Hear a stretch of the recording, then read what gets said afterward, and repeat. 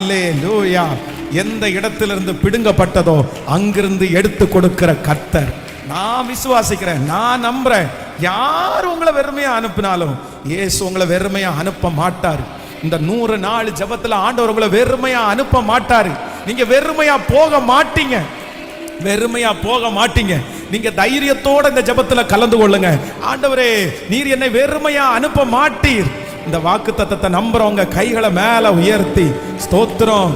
பொன்னோடும் பொருளோடும் புறப்பட செய்தார், பலவீனம் இல்லாமலே என்னை கிருபையாய் சொல்லுங்க சொல்லுங்க. ஜெபம் பண்ணி அப்பா, இந்த வாக்குத்தத்தம் நிறைவேறட்டும் நிறைவேறட்டும். நான் ஏமாந்ததெல்லாம் எனக்கு கிடைக்கட்டும், என் கையிலிருந்து பிடுங்கப்பட்டதெல்லாம் எனக்கு கிடைக்கட்டும். ஆண்டவரே, ஹாஸ்பிட்டல்ல கொண்டு போய் கொட்டுறதெல்லாம் திரும்ப கிடைக்கட்டும். சொல்லுங்க சொல்லுங்க. அப்பா, கஷ்டப்பட்டு உழைச்சதெல்லாம் திரும்ப கிடைக்கட்டும், என் பிள்ளைக்கு திரும்ப கிடைக்கட்டும். அதை திரும்ப கொடுங்கப்பா. வெறுமையா அனுப்ப வேண்டாம், வெறுமையா அனுப்ப வேண்டாம். இத்தனை வருஷம் பாடுபட்டு உழைச்சு, இத்தனை வருஷம் நாயாய் பேயா அலைஞ்சு வெறுமையா நிக்கிறாங்களே அப்பா.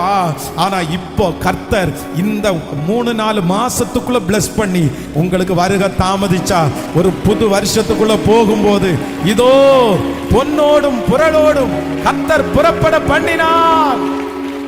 ஹalleluya.